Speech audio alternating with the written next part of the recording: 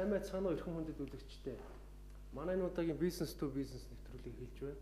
Энэ удаагийн дугаарт сангийн яамны дэд сайд ган хуйг оролцож байна. Бид өнөөдөр санхүүгийн зах зээлийн талаар тавьж ярилцах болно. Одоо яг үйл явц ямар байна?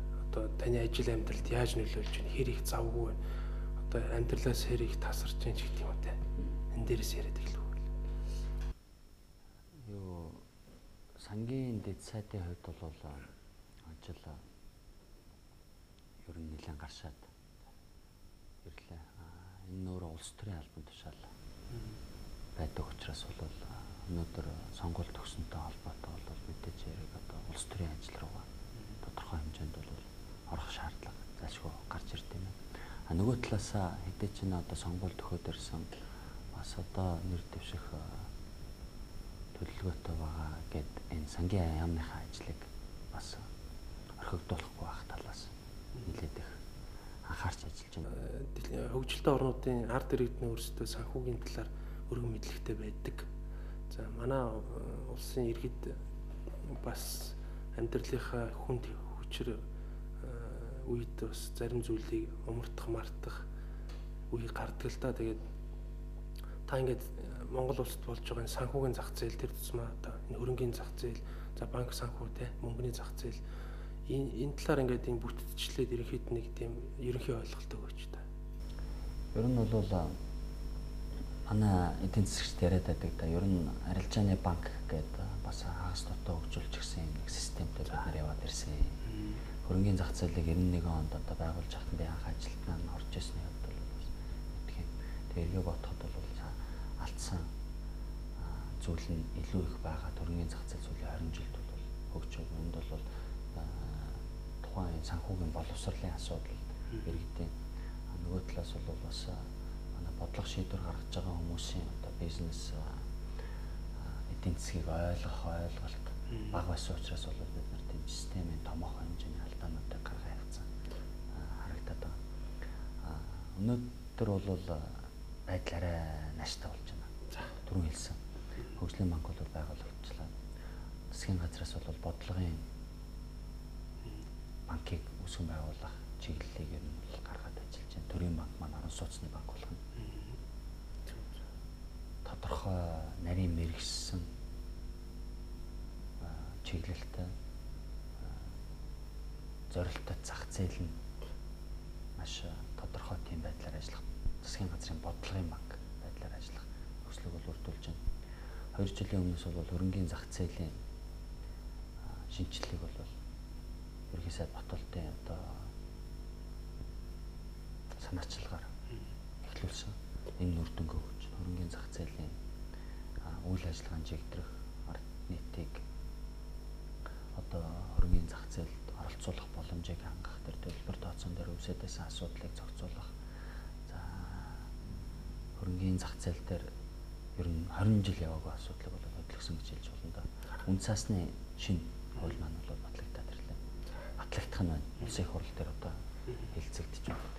Тэгэхээр ард иргэд бүгд тэгш мэдээлэлээр хангахдаа компаниуд нь өөрсдөө санхүүгийн тодорхой хариуцлага хүлээгээд хувьцаагаа олон түмэнд гаргаж байна. Хөрөнгийн зах зээл нь банкныхаа салбартаа хамт хөл зэрэгцүүлэн хөгжих боломж гарснаар бол одоо нэг талаасаа мөнгө босгож байгаа хүмүүст олон сонголтууд бий болно. Нөгөө талдаа мөнгө байршуулж байгаа хүмүүст бол эрсдлийн одоо өөрийнхөө хүсэмжээс хамааруулаад хөрөнгө оруулалт хийх боломжууд бол арай өргөн царууратай болж байна. Тэгэхээр Монгол улсын хувьд бол бас давхар том боломж бий болж байгаа. Юу гэхээр Монгол улс зөвхөн дотоодын хүчнөөс бололцоогоор гадны шууд хөрөнгө оруулалтаар өөрийн хэрэгцээгээ хангаж эдийн засгаа хөгжүүлж авсан бол өнөөдөр бид нар дотоод руу хөрөнгө оруулалтын багцын хөрөнгө оруулагчид гэж ярьдаг портфолио индастриудыг бол татаж оруулж ирэх боломжууд гарч ирж байна. Нөгөө талаасаа бид өөрсдөө гараа тосоод суулгүй гадны хөрөнгийн зах зээл дээр очиод мөнгө босгох бололцоо гарч ирж байгаа. Энэ одоо шууд энгийнээр хэлэхэд бол Лондонгийн хөрөнгийн бирж манай биржийг удирдах байна гэдэг маань манай компаниудад эргээд Лондонгийн хөрөнгийн бирж дээр очиод мөнгө босгох бололцоо нэгдэж байна. манай ард иргэд ярьдаг ихэнх нь ч тодорхой хэсэг нь банкны зээл хамрагдсан байдаг. За тэд нь бас байрны зээл гэж байгаа. Энэ бодлогын хүү гэдэг имийг та нэг тайлбарлаад өгч. Эдгээр ч одоо байрныхаа мөнгийг төлөхдөө 2-3 дахин нугалж төлөөд энэ жилийнх нь хүүн 20-30% болчиход идэг.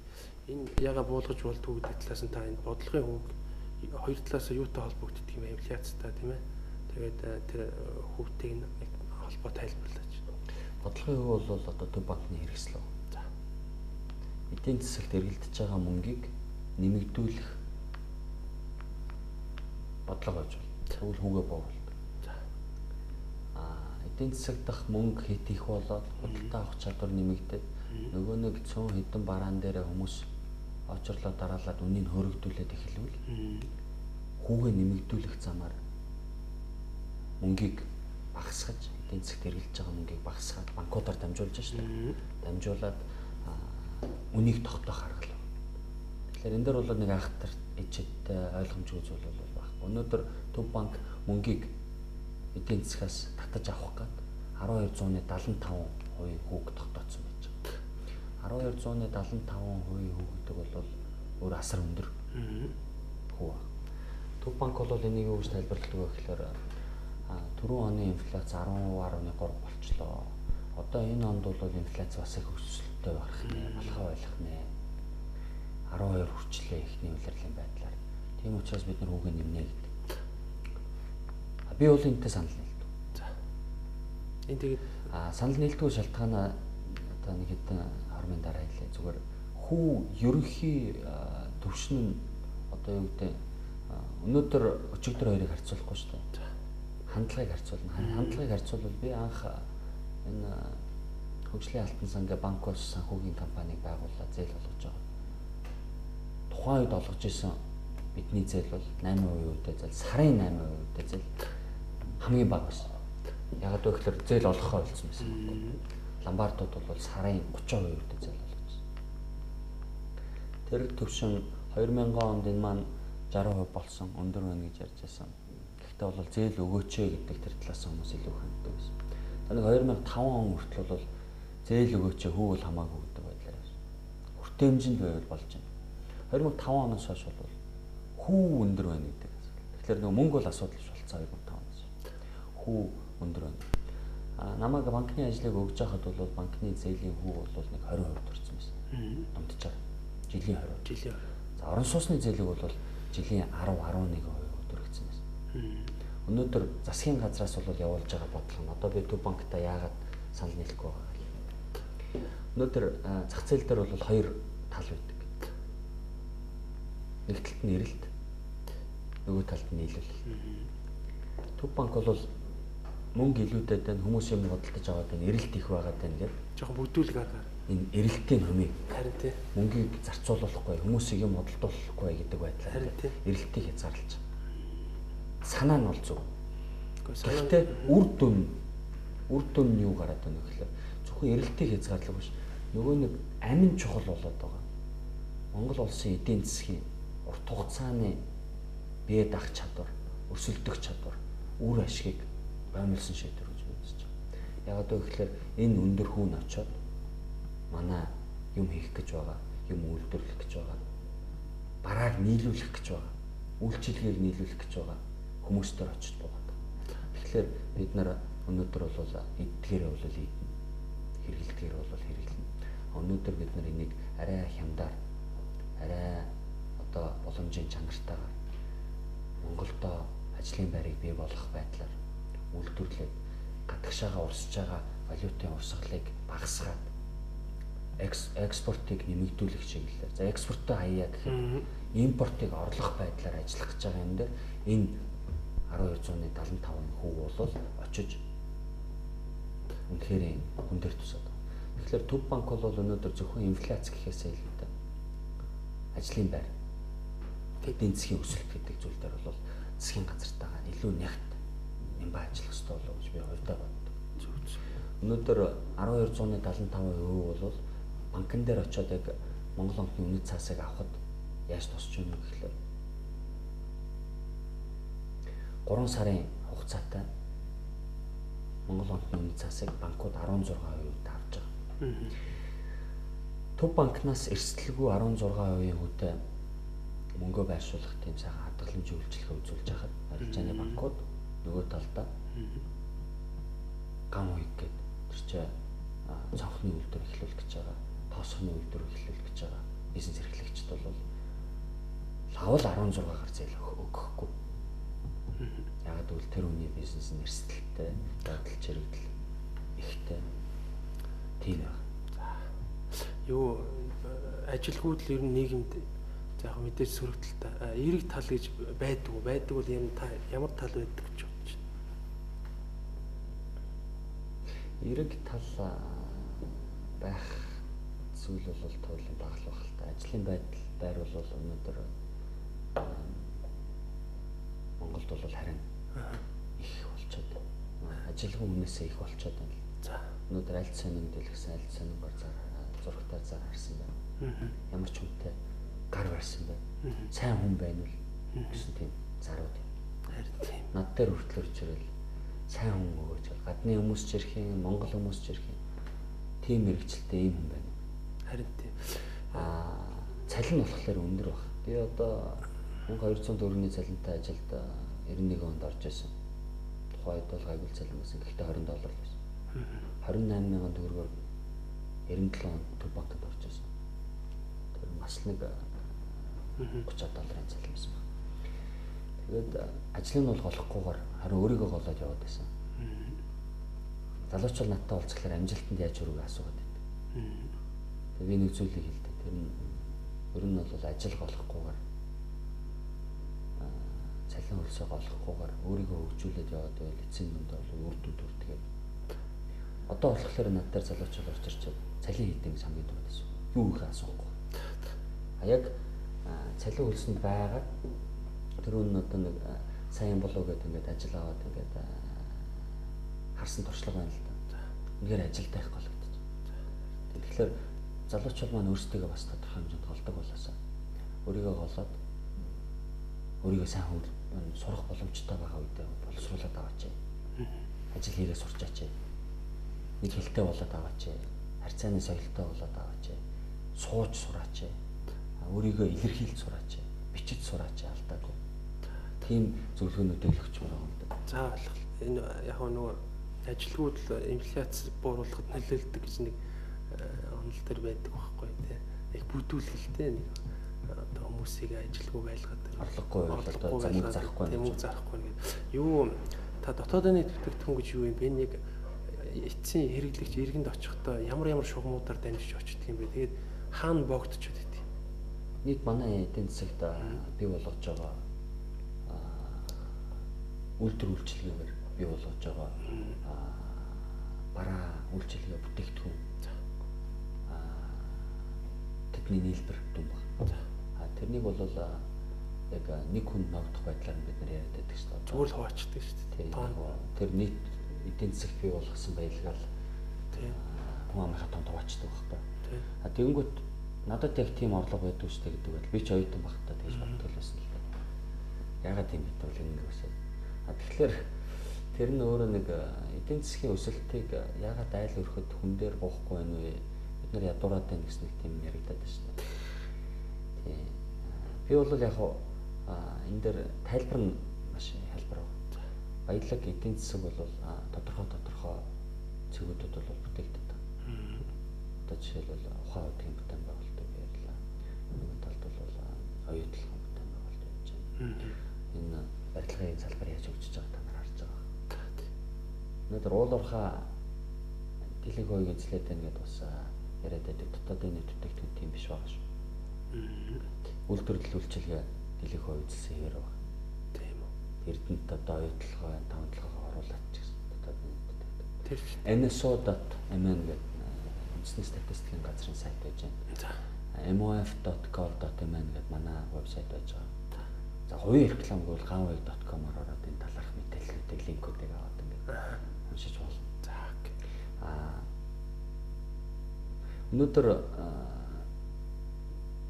эдийн засаг өсөж байгаа нь бол одоо нийт ард иргэдэд яага хамаагүй байна гэж ярихлаар би санал нийлдэггүйгээ хэлэхэд бол төр засаг бол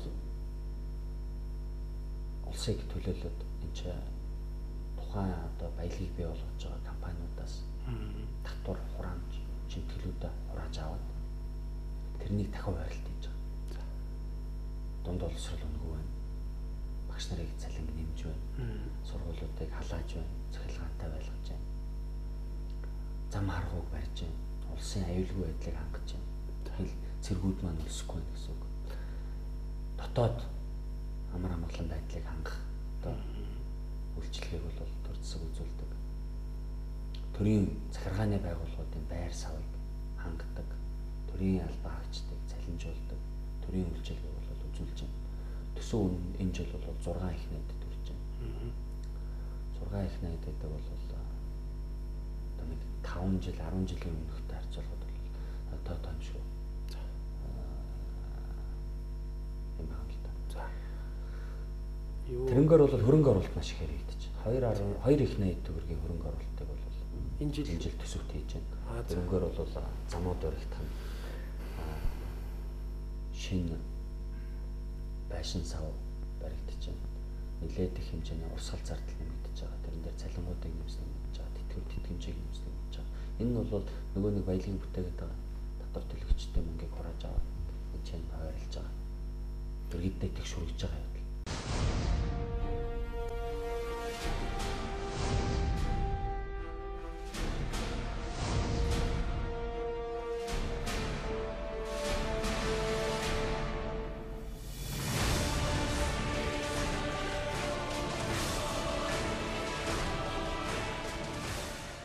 Энэ жилийн мөнгөний бодлогын хувьд бол манайх чинь одоо юу юм бэ? Хөрөнгө оруулалтын бүтцэн их бага байлаа шүү дээ. Энэ жилээс л одоо нэмэгдэж байгаа. Тэр дундаа энэ жилийн төсвийн хөрөнгө оруулалтын дотор энэ боловсролын салбарт 40% эзэлж байна. Энэ ихэр их нэмэгдэхээр байна. Энийг нэмэгдүүлэх боловсролын салбарт бол ер нь 15% навдаж байгаа.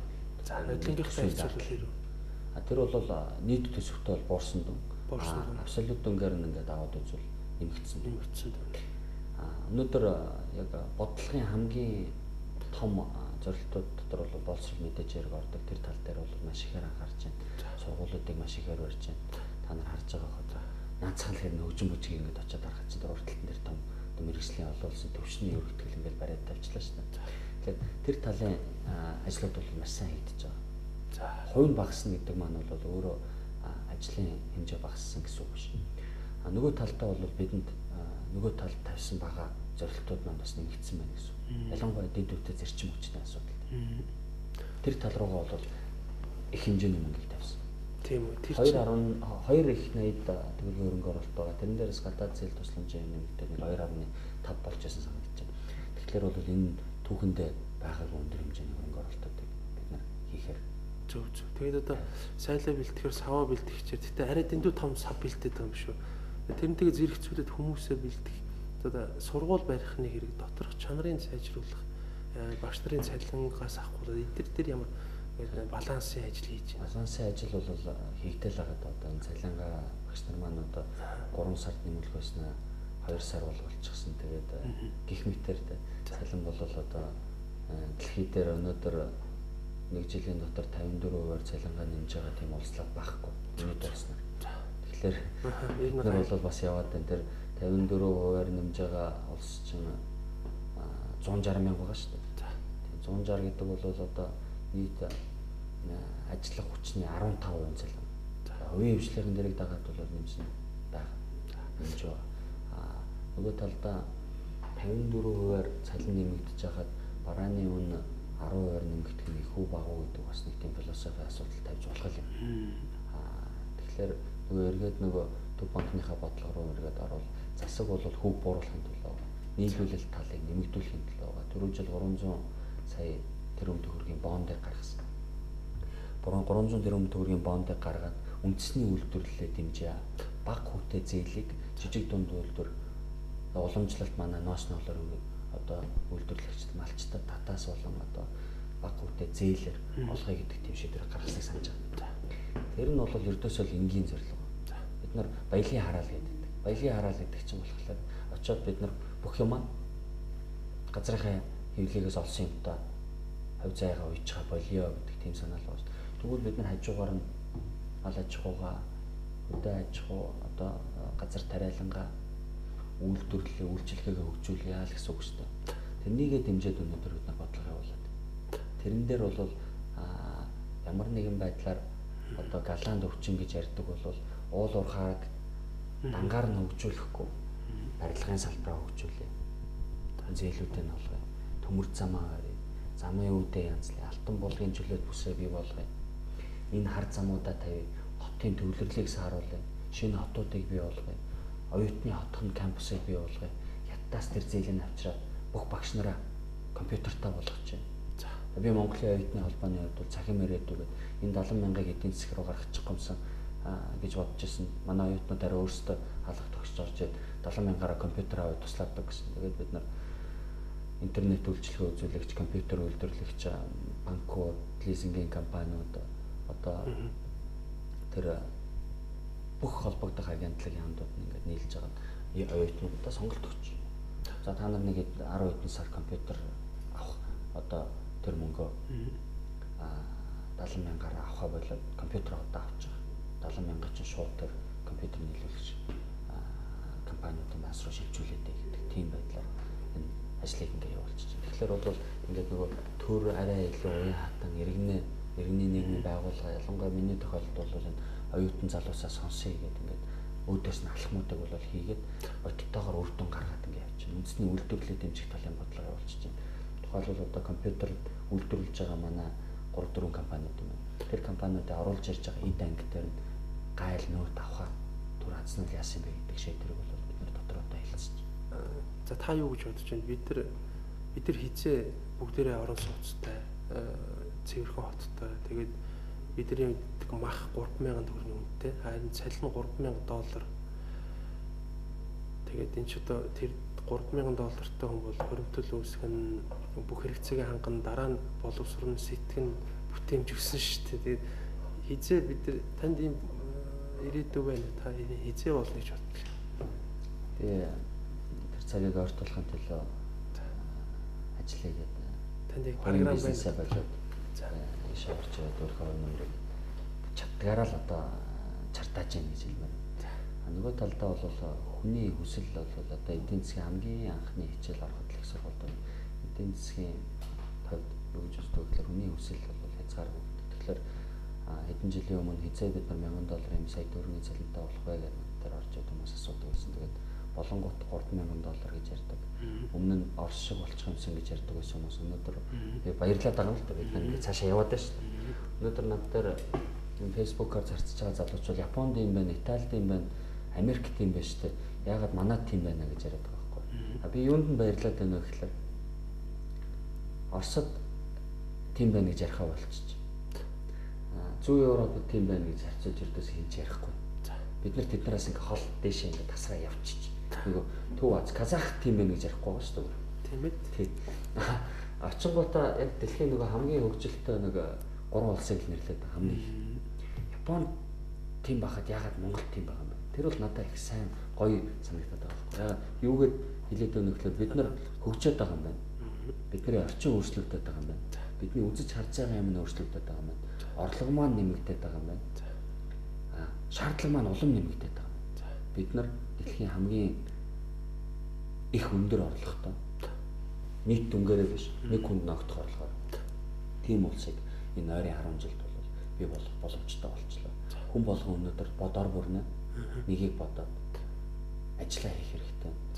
Хамгийн гол нь тэр ирээдүг ойртуулахын тулд бол хүмүүс хэн нэгнээс бурууг хаахаасаа илүүтэй өөрийн дотроо нэг сайн онгойлгож аваад сэтгэлгээ хандлагатай өөрчлөлтийг гаргаад ирээчээ л гэдэг.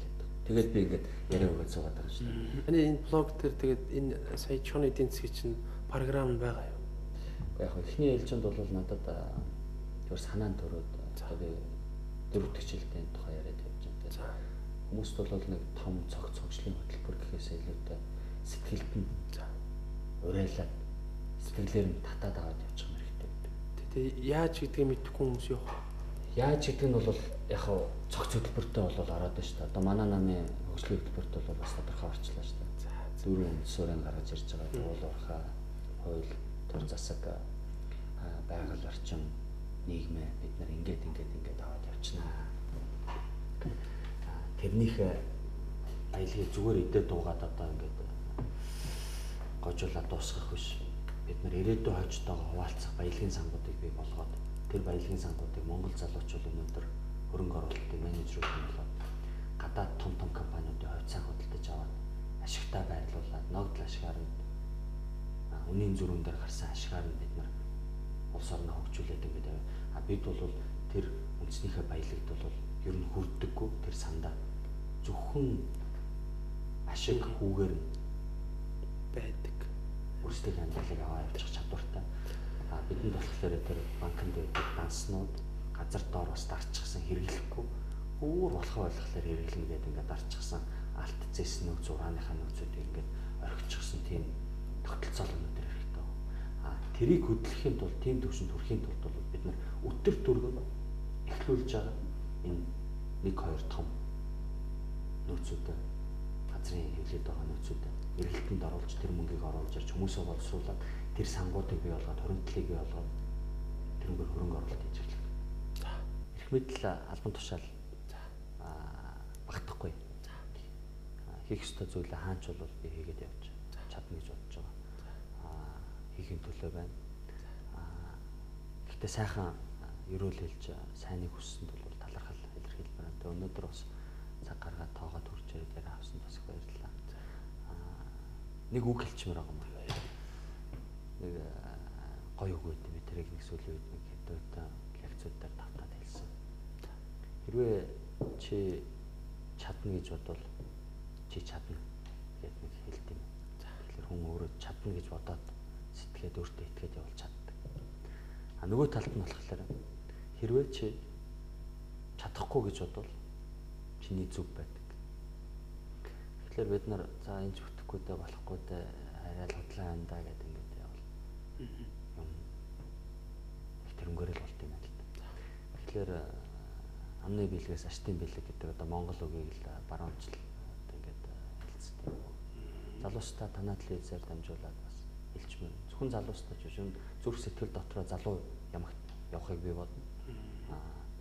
Өнөөдөр 50 өрсөн хүнийг залуу сэтгэлгээтэй залуу хүн гэж хэлж болно. Хэрвээ үнэхээр энэ төр хүн залуу хүн шиг би авч явж чадж байгаа. Тэгэхээр цөмөрөө чадаж хийж бүтээхийн төлөө байцгаая залуусаа монголчуудаа нэг удаа сайхан заяасан энэ амьдралаа бол зөвхөн аар сарах юм. Зарцуулж өнгөрөхөө багасгая гэж уриалмаар. За ингээд баярлалаа. За баярлалаа. За эрхэм хүндэт үзэгчтэй манай өнөөдрийн бизнес to бизнес нэвтрүүлэг өгөр өндөрлөж байна. Анхаарал тавьж үзсэнд баярлалаа.